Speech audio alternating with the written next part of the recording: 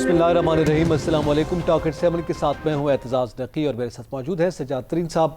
नाज़रीन, आज के प्रोग्राम में हम जिक्र करेंगे कि मरियम नवाज़ साहबा का जो इंटरव्यू है जो कि सामने आया है, BBC को दिया गया इंटरव्यू, जिस पर ख़ासी बहस हो रही है और जिस पर यह कहा जा रहा है कि इस वक्त ये लगता है कि पाकिस्तान मुस्लिम लीग नून के बयानिए में कोई सॉफ्टनेस आई है या कोई तब्दीली आई है, क्या सूरत हाल पैदा हुई है, इस पर हम जिक्र करेंगे। और इसके साथ साथ हम बात करेंगे कि आर्मी चीफ ने वज़ीर आज़म आज़ाद कश्मीर से भी मुलाकात की है, ये सूरत हाल किस जाने बढ़ रही है, और फिर जो दीगर मामलात हैं मुल्क की सतह पर उसका भी जिक्र करेंगे। सैयद तरीन साहब, सबसे पहली बात तो ये है, मोहतरमा मरियम नवाज़ साहबा का इंटरव्यू पूरा कंटेंट आप जानते हैं, उन्होंने जो बात की है, सवाल ये है कि ये आप देख रहे हैं कि कोई तब्दीली है या एक सवाल था उन्होंने ऐसे ही जवाब दे दिया कि नहीं जी हमारा इदारों से कोई तसादुम नहीं है और हम सूरत हाल जो है उस अंदाज में बातचीत के लिए तैयार है। अच्छा, मैं आपको अर्ज़ करूं कि ये कोई ऐसा नहीं है कि कोई चीज़ अचानक हुई है, चाहे इससे पहले बिलावल भुट्टो ने इंटरव्यू दिया या अब हुआ, ये सारी चीज़ें प्लान होती हैं, एक प्रोग्राम के तहत होती हैं और वो प्लान करने वाले लोग जो हैं वो मंजर आम पर नहीं होते, लेकिन वो प्लान करके चीज़ें दी जाती हैं आगे। अच्छा, ये मामला उस वक्त शुरू हुआ जब ऑल पार्टीज़ कॉन्फ्रेंस हुई और मियां नवाज़ शरीफ साहब ने अपनी स्पीच की और जिसमें इदारों का उन्होंने नाम लिया, इदारों के हेड्स के नाम लिए। उसके बाद कोयटा में उन्होंने स्पीच की, फिर गुजरांवाला में स्पीच की। तो एक मुल्क में एक बहस शुरू हो गई कि कोई कोई ना कोई एक मुज़ाकरात होने चाहिए, डायलॉग होना चाहिए इदारों के दरमियान, कि ताकि इस चीज़ को रोका जा सके, ये जो मसला बढ़ रहा है इसको रोका जा सके। फिर सवाल ये पैदा हो कि कौन आ गया है, किस तरह बातचीत की जाए। तो दोनों तरफ से बज़ाहिर ऐसे लग रहा था जैसे डेडलॉक है, या PDM में शामिल दो बड़ी जमातें पीपल्स पार्टी और मुस्लिम लीग वो इस्टेब्लिशमेंट से बात ही नहीं करना चाहती, लेकिन ऐसा नहीं हुआ। मेरे ख्याल दोनों ने अब अपने दरवाजे खोल दिए। देखिए, पीपल्स पार्टी के तो पहले भी थे, वो PDM में भी थी, लेकिन उन्होंने मुज़ाकरात के लिए भी अपने दरवाजे खोले हुए थे, वो बातचीत कर रहे थे। अब जब कल मरियम की और बिलावल साहब की मुलाकात हुई, इस पर हमने प्रोग्राम में कल भी बात कर ली थी, उसमें भी बहुत सारी चीज़ें तय हुई हैं कि अगर हम इस्टेब्लिशमेंट से बात नहीं करें, दुनिया भर में इस्टेब्लिशमेंट से बात होती है, ये कोई नई बात नहीं है। इस्टेब्लिशमेंट से बात होगी और मामूल को आगे लेके जाया जाएगा। देखें, मैं आपको अर्ज़ करूं, अगर आप इस्टेब्लिशमेंट से बात नहीं करेंगे, आप अपनी इंतहा पे चले जाएंगे, उस दूसरे वाले दूसरी इंतहा पे चले जाएंगे, तो आफ्टर नुकसान मुल्क का होगा, अवाम परेशान होगी, अवाम के मसाइल हल होंगे। तो मैं समझता हूँ कि आज मरियम नवाज़ साहबा जो बात कर रही थी पहले, या मियां नवाज शरीफ का जो बयानिया था, उस बयानिए से अब थोड़ा सा वो पीछे हटी हैं और अब वो चाहती हैं कि मुज़ाकरात हों। अच्छा, चलें इस पे मज़ीद थोड़ी सी राय ले लेते हैं। आपने गुज़िश्ता मुलाकात का भी हवाला दिया। हमारे साथ मौजूद हैं फैज़ल करीम कुंडी साहब, मारूफ पाकिस्तान पीपल्स पार्टी के रहनुमा हैं। बहुत शुक्रिया कुंडी साहब वक्त देने का।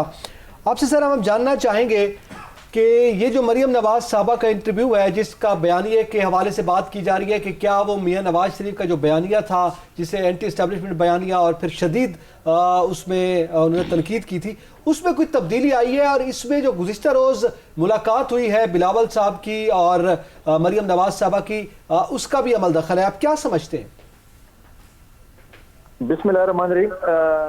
बड़ी मेहरबानी, आपने मुझे शो पे लिया। देखें, बिल्कुल कल शाम को मुलाकात हुई है मरियम नवाज की और चेयरमैन बिलावल की, और उसमें डिस्कशंस भी काफ़ी उसके हुए पॉलिटिकल सिचुएशन पे। और आज मरियम नवाज साहिबा ने जो बयान दिया है बातचीत करने का, मैं समझता हूँ कि पाकिस्तान पीपल्स पार्टी ने पहले भी ये बात बहुत से, जब हम पे भी मुश्किलात आई और हमारे साथ भी जो कुछ हुआ, हमने हमेशा डायलॉग्स को और बातचीत को जो है वो हमने प्रेफरेंस दी। आप ये नहीं कह सकते कि एक इदारे में अगर एक दो लोग या चार लोग या 10 लोग गलत होंगे, एक पॉलिटिकल पार्टी में गलत होंगे, तो पूरी पॉलिटिकल पार्टी या वो इदारे गलत हो सकते हैं। तो डायलॉग्स तो देखें हर उस पर होते हैं। आप जितने भी मुल्कों के आपस में जंगे हों तो उसके बाद भी जो है वो डायलॉग्स ही होते हैं, डायलॉग्स के जरिए मसाइल होते हैं। अच्छी बात है, डायलॉग्स होने चाहिए और हर इदारे को डायलॉग का वाहिद मकसद ये होना चाहिए कि हर इदारे को अपनी जुरिडिक्शन में रहकर काम करना चाहिए। कुंडी साहब ये बताएं, अगर तो डायलॉग जो हैं वो स्टैब्लिशमेंट के इसके साथ इस बात पर होते हैं कि मुल्क में आइन की बालादस्ती हो, मुल्क में अवाम के हकूक़ के लिए बात की जाए और तमाम इदारे अपने अपने दायरा कार में रहें, अगर इस इशू पर मुज़ाकरात होते हैं तो ये तो आवाम की समझ में आती है, इस्टेब्लिशमेंट से बात होनी भी चाहिए। लेकिन अगर ये इशू हो कि जी इनको इक़्तिदार से निकाले और हमें ले आएँ, तो ये कौन से मुज़ाकरात हैं और ये इन मुज़ाकरात का फिर किसको क्या फ़ायदा और मुल्क को क्या फ़ायदा होगा? सज्जाद तरीन साहब, आपको भी और एजाज़ साहब को भी पता है कि ये हुकूमत कैसे चल रही है और कौन इनको चला रहा है और कौन इनको लाया है। ये सिर्फ टीवी टॉक शो नहीं है, आप घूमते फिरते हैं, आप सड़कों भी जाते हैं, आपको पता है कि हुकूमत कैसे चल रही है। हम समझते हैं कि हुकूमत जो है वो बैसाखियों की सफी खड़ी है और जो है इनसे जो है अभी आप देखें कि हुकूमत चल नहीं पा रही, बहुत सी मुश्किलात हैं। हम ये नहीं कह रहे कि जो है जो अपना एस्टेब्लिशमेंट है इनको उठा के बाहर फेंगे। ये आज भी जो है इनसे जो है सेलेक्टर्स हाथ उठा ले, इनकी एक दिन भी हुकूमत नहीं चलनी। आप देखिए कैबिनेट में इनका क्या हाल होता है, पार्लिमानी पार्टी में इनके क्या हाल होते हैं, अपने ही मेंबर अपने ही मिनिस्टर जो बातें सुना रहे सबके सामने है। और आप देखें कि अगर मैं तो कहता हूँ कि ये आज इनसे हाथ उठा लें सेलेक्टर, तो आप दूसरे दिन देखेंगे अगर मेहतमाल की तहरीक पेश हो जाएगी। कुंडी साहब, आप समझते हैं कि ज़ाहिर है ये तब्दीली आनी चाहिए पार्लिमानी तरीके से, जमहूरी तरीके से, पाकिस्तान पीपल्स पार्टी का जो मौक़िफ़ है। सवाल ये है कि मरियम नवाज साहबा जो बात कर रही हैं उन्होंने ये वाज़े कहा कि बिल्कुल इस्टेब्लिशमेंट से बात हो सकती है, इदारों से बात हो सकती है, मगर इमरान खान को पहले घर जाना होगा। तो जाहिर है इस हवाले से अब वो जो बयानिया था मुस्लिम लीग नून का, उस पर यह तनकीद की जा रही है कि जाहिर है पीडीएम के प्लेटफॉर्म पे ये बयानिया भी सामने आया, कई मरतबा सामने आया कि जनाब मुदाखलत नहीं होनी चाहिए इस्टेब्लिशमेंट की। तो फिर ये मुज़ाकरात तो सियासतदानों से तो होने चाहिए, मुज़ाकरात कहीं और कर रहे हैं और उनसे ये मुतालबा किया जा रहा है, इसका क्या जवाब है? देखें, अब ये तो हुकूमत इस वक्त मैटर नहीं कर रही ना, ये तो हुकूमत कहीं पे नजर ही नहीं आ रही ना। जो उनको लाने वाले हैं उनसे मुज़ाकरात होंगे, जो उनको चला रहे हैं उनसे मुज़ाकरात होंगे ना। आप बताएं हुकूमत में कौन है, किससे बात, आप मुझे बताएं किससे बात करें हुकूमत में, मुझे एक बंदा तो बता दें जो संजीदा हो, जिससे आप बात करते। सारे बचगाना बातें करते हैं, इनके आप टॉक शोज देखें, इनकी आप तकरीरें देखें, मतलब है कि ये कोई मतलब है कि अनपढ़ जाहिल बंदा इस किस्म की स्पीचेस नहीं करता, इस किस्म के बयान जिसे ये रोक दे रहे हैं और फिर अपनी तब्दीलें कर रहे हैं। आज आप देखें ना, फिरदौस अशकवान ने क्या स्टेटमेंट दी है, फिर उसके बाद उनके दूसरे आ गए शहबाज गिल साहब, उन्होंने अपनी स्टेटमेंट दे दी है। इनकी अपनी जो क्या कहते हैं मीडिया टीम के आपस में कोऑर्डिनेशन नहीं है कि वो क्या कर रहे हैं क्या नहीं कर रहे हैं। तो ये चीजें देखने से सबके सामने है कि ये कोई अपनी तरफ से लगा कोई दूसरी तरफ। आप पिछले दिनों देखें PMLN-Q जो है उन्होंने आने से इनकार कर दिया था, उनकी खाने पे नहीं आए। जो गए थे इत्तेहादी उन्होंने जो पूरा लंबी चौड़ी लिस्ट अपने जो है उनकी रख दी, शिकायत की रख दी। तो ये चीजें देखें, ये चीजें। और हमने जैसे मरियम नवाज ने बात की, इस तरह चेयरमैन बिलावल ने पहले बात की कि पीडीएम के प्लेटफॉर्म की बातचीत होगी, पीडीएम की जमातों के साथ। ये तो रोजाना बयान है, पीडीएम में ये हो जाएगा, पीडीएम में वो हो जाएगा। ये बातें तो खैर हुकूमत का काम ही यही है कि वो अफवाहें फैलाएं, लेकिन पीडीएम के प्लेटफॉर्म पे तमाम जमातों को जो एतमाद में दिया जाएगा, जो चीज भी होगी वो पीडीएम के प्लेटफॉर्म। कुंडी साहब ये बताएं कि अगर ये मुज़ाकरात हैं ये किस तरह किए जाएंगे, कौन इदारा आगे आएगा, कौन मतलब किस प्लेटफॉर्म पर ये बातचीत होगी, इस हवाले से आपके जहन में कोई है नक्शा कि क्या चीजें बनेगी, किस तरह होगा ये?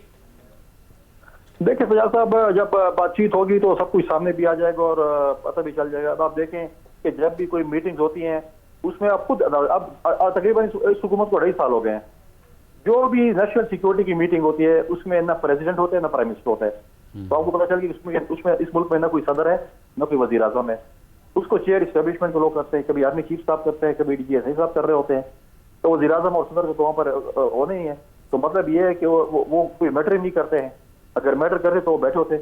हमारी मस्जिद में घूमते रही, इस किस्म के सिक्योरिटी हालात हुए।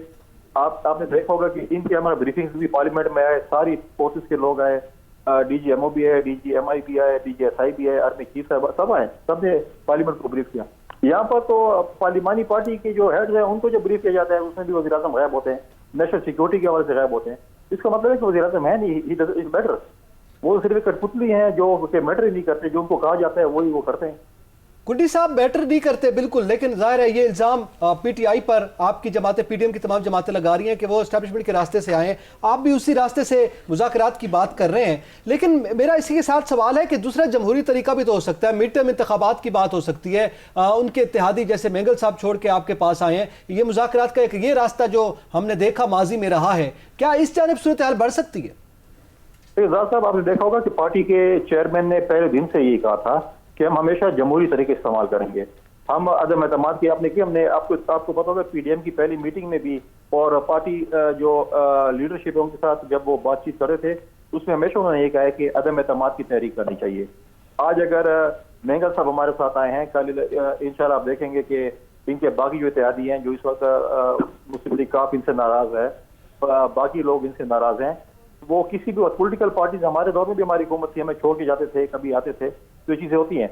अदम एतमाद की तहरीक देखें, पहले भी ये बहुत कम मेजोरिटी पे हैं, इनको एक दो जमातें भी छोड़ जाती हैं तो अदम एतमाद की तहरीक आ सकती है। और मैं ये भी कह रहा हूँ कि अगर जो है कलेक्टर साहब इनसे हट जाता है तो फॉरवर्ड ब्लॉक तैयार बैठा हुआ है पीटीआई का इस वक्त। विद इन घंटों में जो है वो अनाउंस कर देंगे कि जी हम ये जा रहे हैं और हम अपना फॉरवर्ड ब्लॉक लेके जा रहे हैं। ये चीजें हैं, हम हमेशा कहते हैं कि जमहूरी तरीके से चीज होनी चाहिए।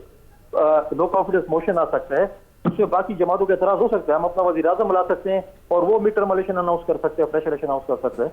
तो बहुत सी चीजें हम जो कहते हैं जमहूरी तरीका होना चाहिए, लेकिन जो तरीका भी हम अपनाएंगे, हम अपने पीडीएम के प्लेटफॉर्म के, पीडीएम के दोस्तों को एतमाद में लेके हम वही तरीका अपनाएंगे।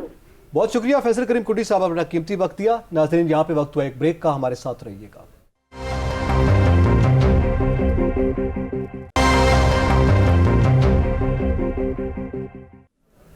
वेलकम बैक नाजरीन। मौजूदा सियासी सूरत हाल का जिक्र करें, बिलखसूस मरियम नवाज़ के बयानात को लेकर।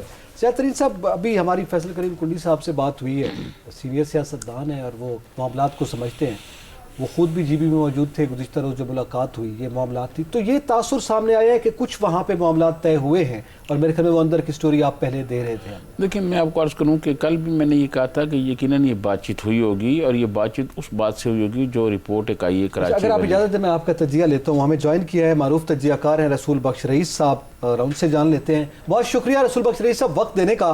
सर, आपसे हम ये जानना चाहेंगे कि इस वक्त जो सियासी माहौल है और जो पीटीएम का बयानिया है, पीटीआई का बयानिया, सब आपके सामने है, मगर जो गुज़िश्ता रोज़ मरियम नवाज साहबा ने इंटरव्यू दिया और उसमें जो बातें की गई हैं कि इदारों से बात हो सकती है, इस्टेब्लिशमेंट से मुज़ाकरात हो सकते हैं, मगर इमरान खान से नहीं हो सकते, उनको इक़्तिदार से निकाला जाना चाहिए, आप क्या देख रहे हैं? कोई बयानियों में तब्दीली आ रही है?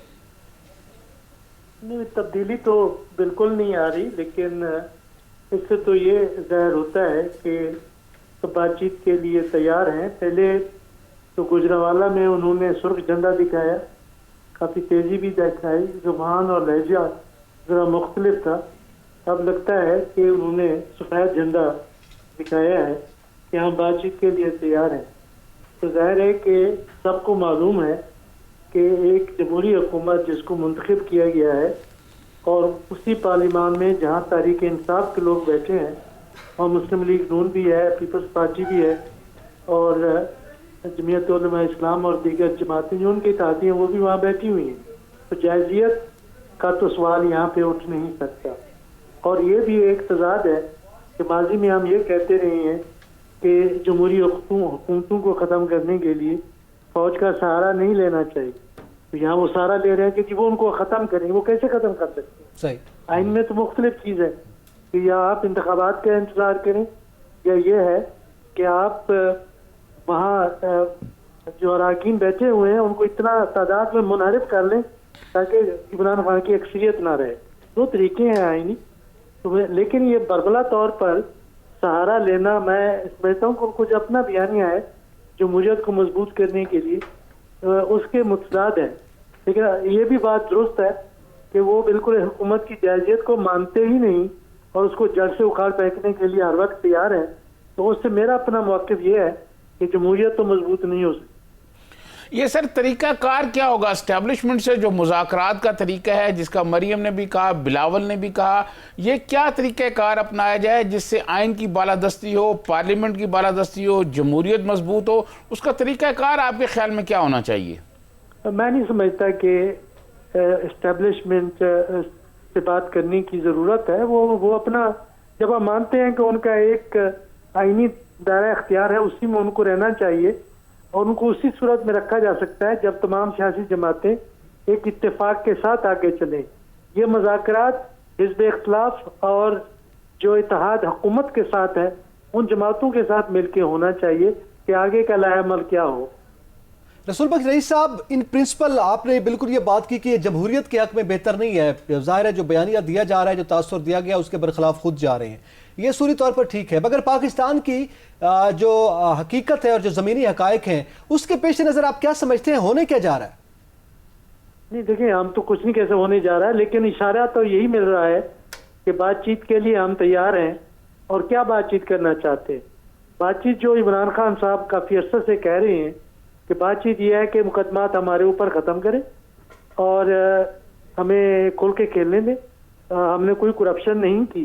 वो जरदारी वाले भी यही कहते हैं और लाहौर वाले भी यही कहते हैं। तो अगर ये बात है तो फिर हमें मान लेना चाहिए कि उन्होंने बिल्कुल करप्शन नहीं की।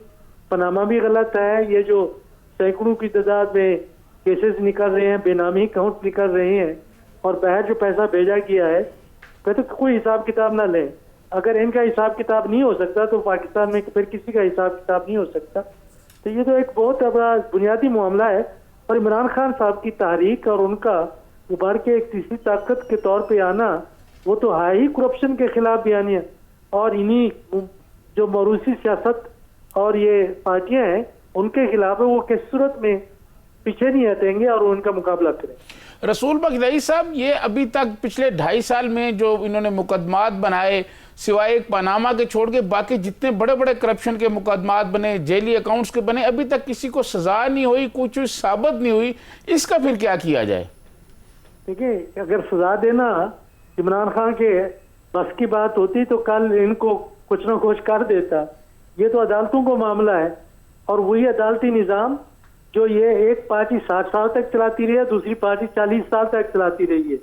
और इसीलिए उसमें इस्लाहात नहीं ले आए ताकि ये मामला जिस तरीके से करप्शन के चलते हैं इस तरीके से चलते रहें। ये तो अदालतों से पूछें कि आखिर वो फैसले क्यों नहीं करते।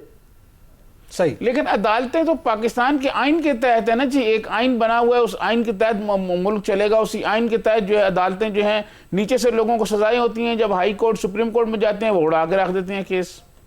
नहीं, देखिए, अदालतें कानून के मुताबिक चलती हैं, आइन के मुताबिक तो सब इदारे चलते हैं। कानून क्या है? कानून के मुताबिक अगर आपने कानून में ये लचक रखी हुई है कि आपका जो सफाई का वकील है वो इल्तवा पे इल्तवा लेता चला जाए और 20 साल गुजर जाए और उसके बाद कहेंगे जी 20 साल तक तो हमारे खिलाफ किसी मुकदमे की शहादत सामने नहीं आई और हमारे खिलाफ कोई शवायद नहीं है, कुछ सबूत नहीं पेश कर सके, तो आप क्या कहेंगे? वो जज भी फौत हो जाते हैं, रिटायर हो जाते हैं और जो गवाह होते हैं वो भी फौत हो जाते हैं। तो मामला तो इस तरह लटकते हैं ना। अब देखिए, जितना भी करप्शन के केसेस है हुकूमत ने तो नहीं बनाए, ये तो पीपल्स पार्टी के जमाने से और मुस्लिम लीग नून के जमाने से और मुशर्रफ के जमाने से चले आ रहे। सही। रसूल बख्श साहब, एक जानिब तो ये है, जाहिर है फिर ये तासुर इसलिए सामने आता है कि खुद हुकूमती वज़रा ये बात कर रहे होते हैं कि हम एहतसाब कर रहे हैं, उनका एक बयानिया है और ये तासुर जाता है कि इदारे आज़ादाना तौर पर नहीं कर रहे। ये तो एक अलग बहस है। लेकिन परफॉर्मेंस के हवाले से इस वक्त आपके इल्म में है, PDM के प्लेटफॉर्म पर अपोजिशन भी यही बात कर रही है कि महंगाई के सूरत हाल पर सियासत की जा रही है, परफॉर्मेंस पर आवाम भी बड़ी नाला है मौजूदा हुकूमत की। इस पर आप क्या समझते हैं? तो ठीक है, आप 2.5 साल और इंतजार कर लें, ये अवाम नाला से नाला होती जाएगी तो जाहिर है पाकिस्तान पीपल्स पार्टी और मुस्लिम लीग नून दोबारा जीत के इक़्तिदार में आ जाएंगे। हम चाहते हैं कि ऐसा ही हो, लेकिन महंगाई अगर है तो उसके मुहर्रिकात को देखना चाहिए। क्यों है कि अगर आप इतना बड़ा कर्जा छोड़ के जाएं और हम सियासत ऐसी करते रहें कि आप बिजली तो उन मुआहदों के तहत 25 रुपए पे खरीदें और आवाम को 12 रुपए पे दें, तो बाकी दरमियान के जो पैसे हैं वो कहाँ से आएंगे? रसूल बख्श रईस साहब, ये कहा जा रहा है कि एक ट्रुथ एंड रिकंसिलिएशन कमीशन बना दिया जाए जिसमें सब लोग आ जाएं और सब लोग आके अपनी बात करें, जैसे साउथ अफ्रीका में था। आपकी क्या राय है इस बारे में? देखिए, मैं समझता हूँ कि ये ट्रुथ उसकी बात नहीं है। उसमें यह है कि एक पूरा कानून है मुल्क का भी सारी दुनिया का कि अगर आपके पास जायदाद है तो आप अपना टैक्स के गोशवारे आमदनी दिखा के बता दें कि आपके जायज कहाँ से आए हैं। ये अगर हो जाए ये तमाम खानदानों के बारे में तो मामला ही कुछ नहीं है। इसमें ट्रुथ कमीशन बनाने की क्या जरूरत है? सही, बहुत शुक्रिया रसूल बख्श रईस साहब, आपने कीमती वक्त दिया और हमसे गुफ्तगू की। नाज़रीन, यहाँ पे वक्त हुआ ब्रेक का, हमारे साथ रहिएगा।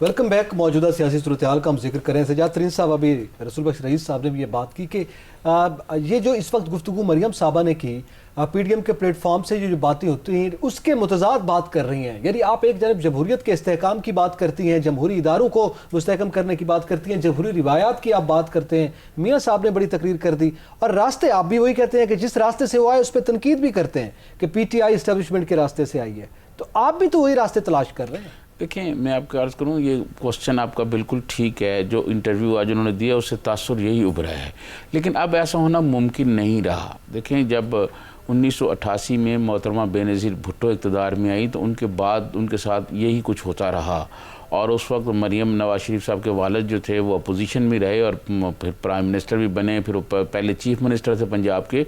तो वो मुंतखब वज़ीर आज़म के साथ जिस किस्म की बातें करते थे और जिस किस्म की सूरत हाल थी, अब वो नहीं हो सकता। अब ऐसा नहीं हो सकता।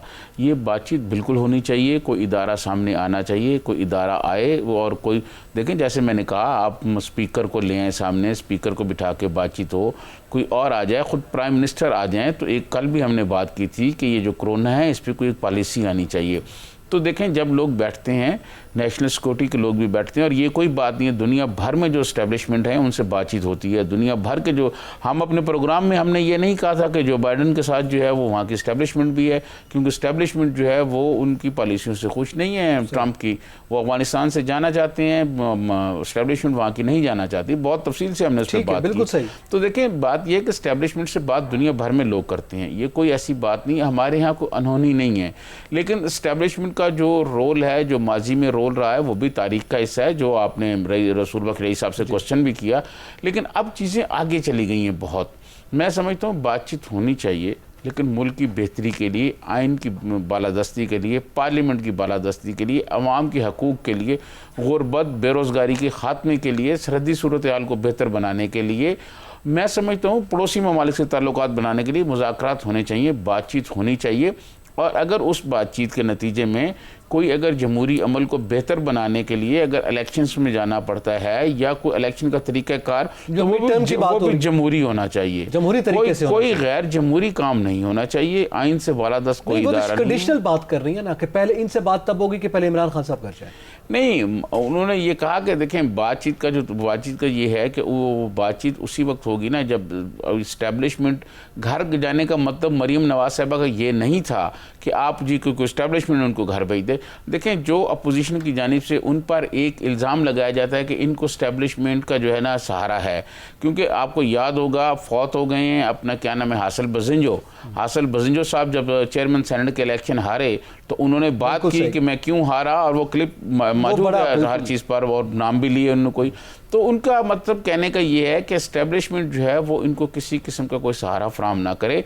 उसके बाद पार्लियामेंट में आप देखें कि पार्लियामेंट में क्या होता है, अगर कोई इनके खिलाफ अदम एतमाद की तारीख आती है, अदम एतमाद की तारीख पेश की जाती है, तो एक जमहूरी तरीका है। अदम एतमाद की तारीख मोहतरमा बेनज़ीर भुट्टो के खिलाफ भी आई थी जी, वो आएगा। और देखें, जब अदम एतमाद की तारीख हो जाएगी, इनका कोई और अपोजिशन की तरफ से कोई प्राइम मिनिस्टर आ जाएगा, तो वो ये तो प्राइम मिनिस्टर का राइट है को जब भी चाहे असेंबली डिसॉल्व कर दे और नया इलेक्शन अनाउंस कर दे। तो यानी ये वही बात आ गई कि वो ये कह रहे हैं कि पहले हमारे तहफ़्फ़ुज़ात दूर करें फिर हम मुज़ाकरात की जाने पड़ सकते हैं। अगर यहाँ तक बात है तो दुरुस्त है, लेकिन चलें इस पर मेरे ख्याल में आने वाले दिनों में मज़ीद चीज़ें खुलकर भी सामने आएंगी। अब आपने नेशनल सिक्योरिटी की बात की, अपने अवाम की बात की, हम आखिर में ज़रूर करते होते हैं। एक तो कोरोना का मामला हमने डिटेल बात की, लेकिन आज चीफ ऑफ आर्मी स्टाफ से वज़ीर आज़म आज़ाद कश्मीर की भी मुलाकात हुई है और आपके इल्म में है कुछ कंसर्न वज़ीर आज़म आज़ाद कश्मीर के गिलगित बल्तिस्तान को सूबा बनाने के हवाले से लेकर थे। उस हवाले से आप क्या समझते हैं, ये मुलाकातें जो हैं किस हद तक बराबर साबित हो सकती हैं? मैं समझता हूँ कि इस मुलाकात में ऐसा तो नहीं हो सकता कि कुछ शायद गिलगित बल्तिस्तान की बात हुई हो। इस मुलाकात में यकीनन जो LOC की जो सूरत हाल है, मकबूजा कश्मीर में जो सूरत हाल है, जो मुसलमानों के साथ जुल्म हो रहा है वहाँ, और आपने देखा हो कि LOC की जो सूरत हाल ख़राब हुई उस पर आज जो है एक इंडियन सफारतकार को बुलाया हुआ था दफ्तर ख़ारजा में, उससे भी बातचीत की गई, एहतजाज किया गया है, मुरासला दिया गया है उसको। मैं समझता हूँ कि ये सिक्योरिटी, नेशनल सिक्योरिटी के हवाले से, कश्मीर के हवाले से, LOC के हवाले से कोई बातचीत की गई होगी, उसमें कुछ चीज़ें ऐसी बताई गई होंगी। देखें, आर्मी चीफ के इल्म में बहुत सारी चीज़ें होती हैं, तो वो फिर उनको बताया गया होगा कि फ्यूचर में इंडिया हमारे साथ क्या कर सकता है, उसको काउंटर कैसे करना है, उसका कैसे उसका जवाब देना है, क्योंकि इंडिया जो है वो हमारा दुश्मन है और उस दुश्मन से कभी खैर की तवक्को नहीं रखनी चाहिए। और ख़ास तौर पे जब से मोदी आया है, मोदी जब से आया है, मोदी ने कोई ना कोई पाकिस्तान दुश्मन में वो लगा रहता है, तो लिहाजा उसका तोड़ करने के लिए कश्मीर के हवाले से बहुत मेरे ख्याल खुल के बातचीत वहाँ सारी हुई होगी, तमाम इशूज़ पर होंगे। और उसमें एक इशू यकीनन ये भी हुआ होगा कि गिलगित बल्तिस्तान को सूबा बनाना है तो फिर कैसे बनाना है, अगर उनको बनाना है फिर कश्मीर का क्या होगा। क्योंकि आपको याद होगा कि अपने एक इंटरव्यू में आज़ाद कश्मीर के प्राइम मिनिस्टर ने यह कहा था कि हो सकता है शायद मैं आखिरी वज़ीर आज़म हूँ आज़ाद कश्मीर का। तो अफजात तो उनके हैं, कश्मीरियों के भी हैं, फिर वहाँ आपको पता है एक कश्मीरी नेशनलिस्ट भी हैं हमारे यहाँ जो अपनी बात करते हैं, जो खुद मुख्तारी की बात करते हैं। तो ये पॉइंट ऑफ व्यू सबका होता है। मेरे ख्याल में वो तो सियासतदानों से मिलकर बैठकर बात हो सकती है, चीफ ऑफ स्टाफ से भी यकीनन हो सकते हैं, लेकिन ये चूंकि आगे सिक्योरिटी काउंसिल के जो इजलास के हवाले से हम बात कर रहे थे और वो हुआ और उस पर तो मेरे ख्याल में उसको लेकर ज़्यादा डिस्कशन हुई है। लेकिन कश्मीर कॉज की जब हम बात करते हैं, कश्मीर कॉज पे चीफ ऑफ आर्मी स्टाफ से भी बात हुई है, आप क्या समझते हैं मौजूदा हुकूमत की जो इस वक्त परफॉर्मेंस की, वैसे हमने तनकीद बहुत की है, उन्होंने भी बड़ी कोशिश की है, लेकिन आगे क्या इसकी सूरत हाल बनते हुए आप देख रहे हैं, बिलखसूस जो अभी गिलगित के बल्तिस्तान के इंतखाबात होंगे तो उसके बाद ये मामला आगे बढ़ेगा? देखें, मैं आपको अर्ज़ करूं कि एक तो जो अभी सर्वे आया है सामने, उस सर्वे पे मैं आपको बताऊं कि वो सर्वे मुझे पता है कैसे बनाए जाते हैं। मैं एक न्यूज़पेपर में था तो उस न्यूज़पेपर को जनूबी पंजाब में दूसरे नंबर पे किया जा रहा था। जब हम वहाँ पहुँच गए, 2-4 ख़बरें लगाई उन सर्वे वालों के बाहर, तो उन्होंने टॉप पर कर दिया। ये तो मुझे ज़ाती तजर्बा इस बात का। तो मैं ये समझता हूँ कि ये जो सर्वे हैं, इन सर्वों को आपको देखने, ट्रंप के हिलरी के बारे में जो सर्वे आए थे उस पर क्या हुआ, तो ये सर्वे जो हैं ये कराई जाती हैं, इनकी कोई अहमियत नहीं होती, लेकिन वहाँ जो जितने भी संजीदा तज्ज़ियाकार हैं जो निगाह रखते हैं सूरत हाल पर, वो यही कह रहे हैं कि वहाँ से ऐसे लग रहा है कि जैसे पीपल्स पार्टी जीत रही है, जीत रही है। जी, इसी के साथ ही प्रोग्राम अपने इख्तिताम को पहुँचा। एतजाज़ नकी और सजाद तरीन को इजाज़त दीजिए। अल्लाह हाफ़िज़।